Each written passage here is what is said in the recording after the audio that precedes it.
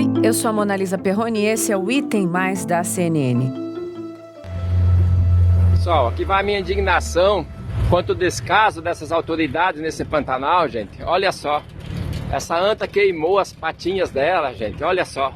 Que é isso, gente? Onde é que nós estamos, vocês políticos? Tudo queimando e vocês não fazem nada pelo nosso Pantanal. Vocês vão deixar nosso Pantanal queimado da maneira que está queimando? Esse áudio que você ouviu é apenas um dos inúmeros registros feitos no Pantanal nos últimos dias. O número de focos de incêndio na região bateu recorde nos meses de julho e agosto. Desde o início do ano, o fogo já destruiu cerca de 12% da área total do Pantanal mato-grossense, isso segundo dados do Instituto Nacional de Pesquisas Espaciais, o INPE. E isso corresponde a 12 vezes a área da cidade de São Paulo. E os incêndios continuam fora de controle. Essa época do ano na região é marcada pela seca, claro, o que facilita o avanço das chamas. Sem a chuva, que só costuma chegar no mês que vem, a única maneira de controlar o fogo é com brigadistas. Nos últimos dias, o fogo chegou ao Parque Estadual Encontro das Águas. O parque é uma unidade de conservação que abriga centenas de espécies, principalmente aves e mamíferos. E é no Encontro das Águas que as onças pintadas estão morrendo queimadas. E não são só as onças pintadas, não. Jaguatiricas, antas, jacarés, araras, lagartos, jabutis, tamanduás, macacos também.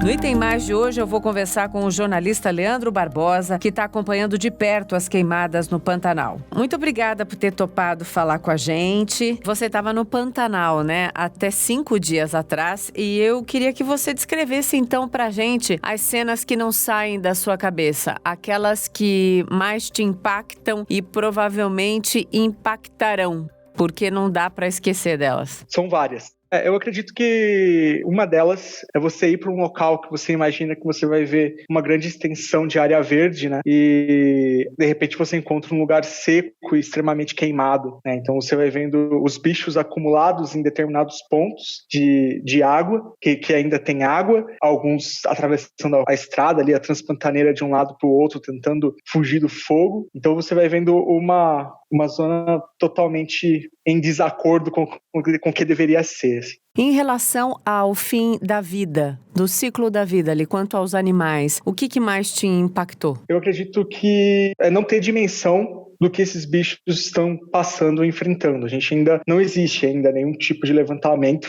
realizado tanto no governo, pela academia, que de alguma forma nos indique que seja a dimensão desse desastre. Então, encontrar bichos mortos, carbonizados, é chocante. A gente sabe que a gente, quando queima o dedo em qualquer lugar, a gente já sente a dor daquilo ali de uma maneira muito intensa. Então, imagina você, o seu corpo todo se queimar.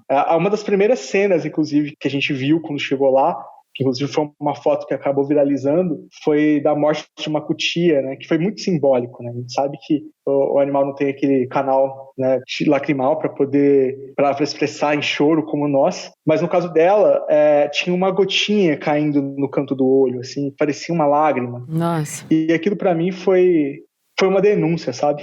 Por mais que as pessoas venham falar, mas o animal não chora. Mas aquilo para mim foi muito significativo. Assim. Demonstra muito a dor que esses bichos estão passando. Né? Uma das coisas que eu escutei muito durante esse período que eu estive lá, eram as pessoas dizendo que o choro dos bichos, que ouviam o choro dos bichos. E isso para mim foi muito forte. Assim. Então teve uma pessoa que eu escutei que ela me disse isso. Um amigo meu estava me contando, chorando, que um macaco gritava em cima da árvore, que o macaco chorava em cima da árvore porque não tinha para onde correr e a árvore estava sendo incendiada. E você ia para outros cantos e as pessoas sempre dizendo a mesma coisa, você escuta os bichos chorarem. Isso pra mim é fortíssimo. Sim, sem dúvida. É um som do desespero, né? É do desespero da vida animal. Exatamente. Para quem quer entender exatamente aí a complexidade desse assunto, eu queria que você explicasse para todo mundo como é que o Pantanal chegou a esse ponto que está agora, que você testemunhou. Olha, já tem algumas indicações, né, por um relatório de perícia, que ao menos no Pantanal Mato Grosso, né, onde eu estava, né, porque no Brasil o Pantanal ele pega 2 territórios que é o Mato Grosso do Sul e o Mato Grosso. Eu estava no Mato Grosso, na Transpantaneira e na região do Sesc Porto Cercado, também pegou fogo. Essa região, ela teve alguns fatores, assim. A gente tem a RPPN, que é a Reserva do Particular do Patrimônio Nacional, que ela é uma reserva florestal que é mantida pelo Sesc, e é hoje um grande laboratório a céu aberto, onde diversos cientistas fazem suas pesquisas a respeito do Pantanal e têm notado e, enfim, tem presenciado como que a floresta em pé pode ou não fazer a diferença, como ela faz a diferença para o bioma. Uhum. Essa região da RPPN é uma região que foi um incêndio criminoso, literalmente, para transformar a floresta em pasto. Isso não sou eu que estou dizendo, isso foi o relatório da perícia dos bombeiros. Então, encontraram, inclusive, locais onde foi construído toda uma estratégia para que essa queimada invadisse a floresta. Uma outra situação que foi indicada pela perícia é um carro que caiu em uma ponte na Transpantaneira. A Transpantaneira é uma estrada que é o início do Pantanal Mato-Grossense, e elas são, se eu não me engano, são 160 quilômetros e com mais de 100 pontes no decorrer dela, exatamente por causa dos alagamentos que ocorrem e tudo mais. Como não ocorreu o alagamento no ano passado, devido à pior seca que, inclusive, o Pantanal também enfrenta em 47 anos, esses lugares estão secos. Então, essas pontes elas estão sendo queimadas pelo fogo, estão tentando impedir para que as pessoas não fiquem ilhadas ali. Mas um carro caiu nessa ponte, e quando ele caiu nessa ponte, também iniciou um incêndio na região. E uma outra situação que também foi indicada pela perícia é as pessoas que cultivam mel.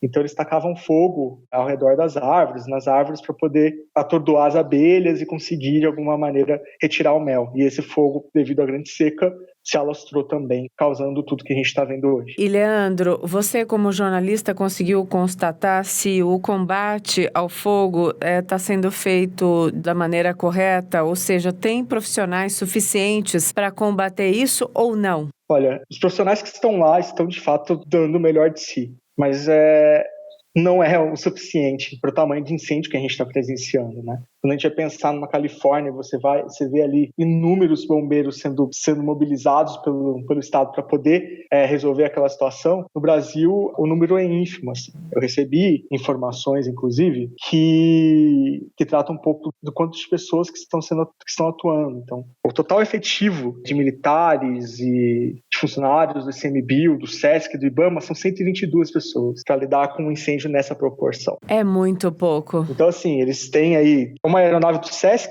um helicóptero da Marinha e uma aeronave da Marinha também, e 2 aeronaves do ICMBio. No total, são 5 aeronaves. Então, a gente está falando aí de um incêndio de proporções terríveis, assim, já tomou 10% do Pantanal Mato-Grossense, e que não tem o que fazer. Essa é a verdade. Eu tenho recebido mensagens de organizações que estão atuando para o salvamento de animais silvestres, que é a diretora da Ampara, que está lá, e ela sempre me diz isso, Leandro, é desesperador, porque você vai vendo os animais sendo cercados pelo fogo. Então, algumas regiões alagadas, né, que ainda tem água, esses animais vão indo tudo para lá. Só que ao redor deles está pegando fogo. Então, por mais que as pessoas falem, tá legal porque os bichos têm um lugar. Peraí, eles não vivem em um círculo só de água, eles vivem numa floresta extensa. E essa floresta está incendiada. E os bichos que não conseguiram chegar lá foram queimados.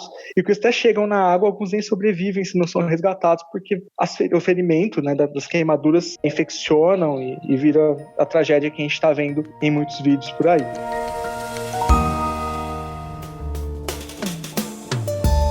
Me conta exatamente como é que tá essa questão. Quando você traz o detalhe, parece que a cena fica mais completa na cabeça da gente. Eu sei que é uma cena horrível, né, da gente colocar na cabeça, mas é necessário para a gente assimilar melhor. O que a gente perde quando o Pantanal é destruído pelas chamas? Exatamente o ecossistema. O que é isso que está sendo destruído? A gente tá perdendo uma extensão enorme de florestas, né? Quando a gente está falando de, por exemplo, uma questão de clima, né? A gente está vivendo um momento muito caótico em relação ao clima, onde o mundo se move para tentar evitar uma catástrofe ambiental. A gente está falando que o Brasil já perdeu mais de 2 milhões de hectares de floresta, se a gente for somar tudo que foi queimado no Mato Grosso do Sul e no Mato Grosso. Até agora. Cálculos já indicam que isso dá mais ou menos 14 cidades de São Paulo que viraram cinzas. 14? É isso mesmo que eu ouvi? 14? Foi, 14 cidades de São Paulo se transformando em cinzas. Uau. Mas é exatamente isso, assim. A gente leva essa proporção que quando era 1,5 milhão de hectares queimados, a perspectiva dada por veículos como o BBC, por exemplo, era que já tinha sido queimado 10 cidades de São Paulo. Agora a gente está falando de mais de 2 milhões de hectares que se queimaram. Então a gente vai acrescentando as cidades aí. Sim. E dos relatos que você ouviu ali dos moradores da região, como é que a população pantaneira está sendo afetada? Que relatos você trouxe? É de desespero, né? A gente, desde o fazendeiro, as pessoas, aos pantaneiros que vivem às margens ali do rio, enfim, todos dizem a mesma coisa. A gente nunca viu um fogo nessa proporção. Os fazendeiros, para tentar salvar o gado, estão tendo que isolá-los em algum determinado ponto e fazendo aceros, né, que é uma região que eles mesmos que eles limpam todo o mato, queimam aquela região para que o fogo não consiga se alastrar para dentro do curral, para dentro das próprias casas ou a sede administrativa das fazendas. Alguns estão levando, inclusive, esses bois para outros locais e tendo que alugar locais. Pessoas que estão gastando muito dinheiro, mais de R$1.000 por dia para tentar alimentar esses animais, para tentar salvar as cercas, que, pelo que eles dizem, as cercas, né, que divide as fazendas, é muito caro o arame para essa cerca. Então, eles estão tentando salvar, porque isso também seria mais de R$3.000, R$5.000, que é o que eles me diziam, para conseguir resolver a situação em 2 metros, caso se queimasse. Então, dentro dessa perspectiva, é isso. A gente está vendo um lugar que está totalmente queimado, que não tem comida para os bois, que é uma das grandes questões, né, do Pantanal, que a maioria das fazendas ali criam bois, então não há pastagem para esses bois. A água também é pouca, porque não houve a inundação, e ao mesmo tempo os caras estão ajudando os bombeiros a apagar o fogo. Então eles também estão usando o maquinário que eles têm para tentar resolver a situação. Então isso está atingindo economicamente e ambientalmente de uma maneira bem drástica. E a pergunta que tem que ser feita, apesar até da certeza da resposta que você vai me dar, mas tenho que perguntar, dá para recuperar essas áreas devastadas, Leandro? E dá para a gente pensar numa maneira de evitar ainda mais destruição, apesar desse contingente tão pequeno de pessoas que estão ali, claro, lutando fortemente para controlar essas queimadas, mas são pouquíssimas pessoas, né? Você falou 122 trabalhadores, isso é muito pouco, né? Exatamente. A gente está tentando enxugar gelo, assim.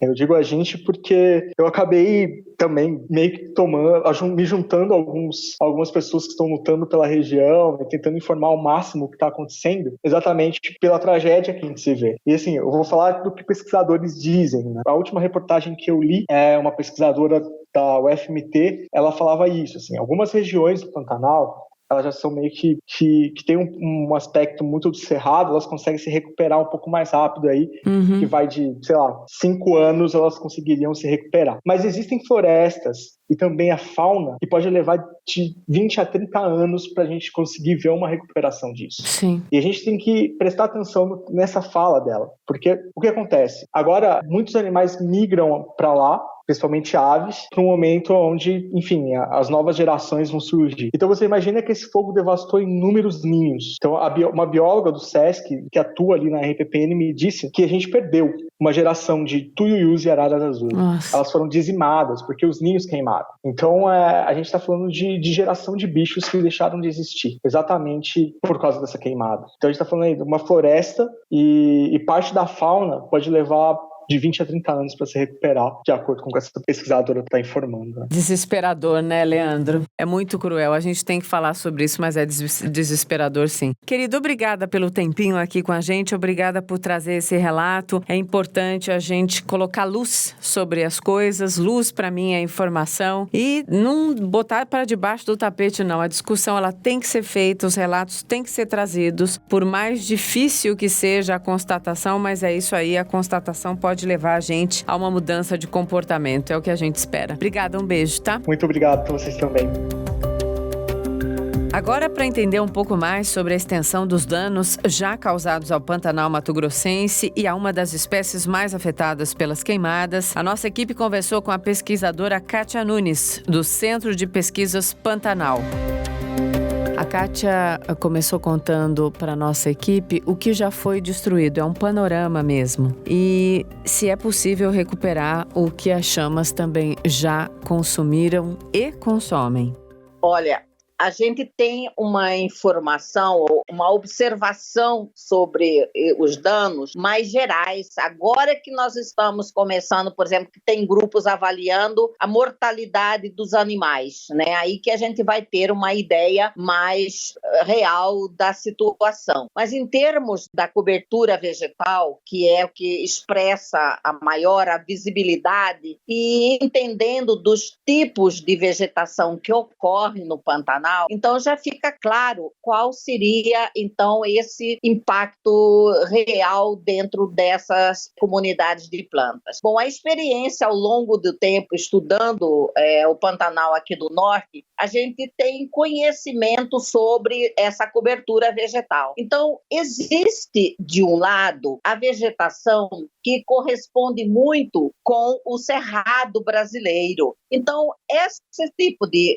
vegetação tem uma resiliência muito alta, porque as plantas são adaptadas ao fogo e com isso, então, dá uma capacidade maior dela recuperar. Mas isso vai depender muito na hora que a gente for analisar mesmo daqui, na hora que a gente estiver acompanhando a capacidade de restauração, porque a intensidade do fogo é muito importante quando se trata de impacto. Quando você tem um fogo que é colocado um fogo chamado de baixa intensidade, isso daí a gente verifica, até os estudos que nós já fizemos com banco de sementes, isso não traz uma questão negativa, não traz um impacto negativo para a reposição dessas plantas que são mais anuais, que são plantas que têm estruturas mais delicadas, né? Porque as árvores ela têm a rebrota. Então, nesse fogo mais brando. Agora, este fogo, a intensidade dele,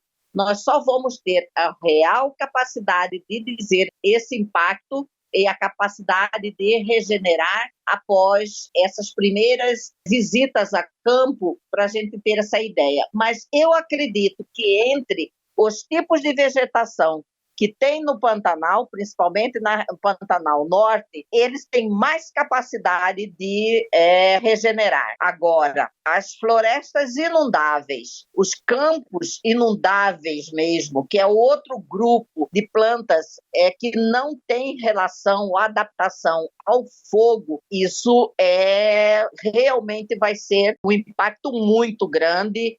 E a capacidade de regeneração é imprevisível a gente dizer quantos anos. Também falamos sobre a importância da onça-pintada para a biodiversidade brasileira. A maioria dos outros biomas do Brasil, principalmente o Cerrado, né, a Mata Atlântica, então já tem um impacto muito grande de desmatamento. E isso daí reduz a área de habilidade de sobrevivência desses grandes mamíferos. E principalmente como eles fazem parte do topo da cadeia do nível trófico, eles se alimentam de animais também que vão ter ou que são herbívoros ou que pode ser até o segundo nível da cadeia trófica, e isso daí significa que ele precisa de espaço, de um grande espaço para que as populações de animais que servem de alimentação para ele tenha capacidade de ter uma população suficiente para manter cada animal, né? Então, com isso, essa relação entre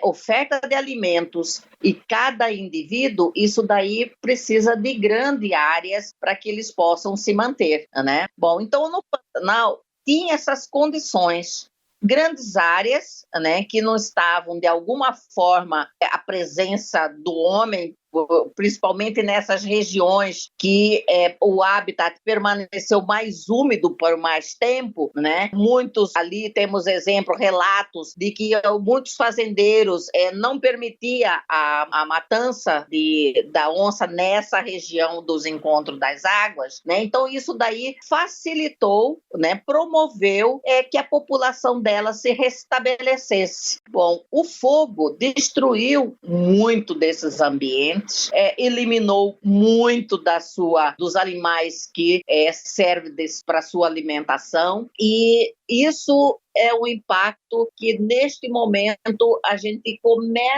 inicia a ter uma ideia. Por quê? Porque todos os grupos que trabalham com ela, a parte de biologia, conservação, estão preocupados em evitar o fogo. Então, estão nas frentes de combate ao fogo, né? Agora que uma equipe começou a verificar o índice de mortalidade, quer chegar a um índice de mortalidade, né, desses animais. Bom, essa região do Encontro das Águas, próximo ao Rio São Lourenço, são áreas que tem muita região que são brejos. E esses brejos, ele tem também uma camada de matéria orgânica, né? Então, essa camada de matéria orgânica secou, né? E encostou no solo mineral, né? E isso tem também o fogo subterrâneo, né? Que é entre o solo mineral e pegando nessa matéria orgânica. Muitas vezes por cima você pode observar, porque saem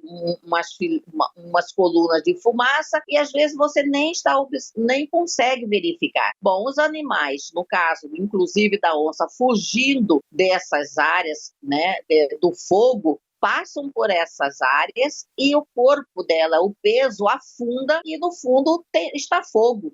E são áreas grandes, então ela fica andando, tentando sair, mas sempre as patas estão de contato com a parte do fogo que está entre esse solo mineral e matéria orgânica, né? Então isso aí tem relatos, né, comunicado na imprensa, e tem casos também até de animais que tiveram que ser sacrificados porque não tinha condições de manter a vida, né? Os animais domésticos também, a raça do cavalo pantaneiro, que é o forte, principalmente no Pantanal de Poconé, tem animais que estão com as patas queimadas e que vão ter que ser sacrificados, né? Então, a perda não é só em termos da biodiversidade, mas inclusive nessas raças adaptadas ao Pantanal. Neste momento, por exemplo, há um apelo para veterinários voluntários possa servir de ajuda, né, para ver, porque é um volume relativamente grande, mas acreditamos também que possa ter salvos em alguns lugares, né, que ficaram ilhadas, que a gente não sabe, mas o pavor nosso agora é que o fogo não se estanque e comece a penetrar nessas ilhas, né, que ficaram de refúgio. A Kátia nasceu no Mato Grosso e estuda meio ambiente há anos. E ela dá o relato pra gente, então, se ela já tinha visto algo assim acontecer. Você não sabe quanto é impactante, você não sabe para onde você vai. E o ar fica tão seco, né, que dá a impressão que seu cabelo vai pegar fogo. A pele da gente arde, sabe? É terrível. Este ano, esse fogo é dramático, sabe? A cidade de Poconé, hoje, eu estava lá, amanheceu ontem e hoje escura. A quantidade de crianças e idosos indo para o hospital, sabe, para atendimento por causa de problemas nas vias respiratórias, é uma situação séria também, certo? Então afeta todos, economicamente o município, ambientalmente todo o Pantanal, sabe? E isso reflete também na parte social, né? Então precisamos, não sei, né, de uma união para a gente tratar isso daí, né, de todas essas questões. Olha, quando eu era criança, eu presenciei algumas cenas de seca no Pantanal na época de 63 a 73. Eu presenciei depois pequenos fogos, né, em regiões, né, separadamente, né, mas que o impacto de cada ano, em cada lugar, isso ele passava muitas vezes desapercebido, né?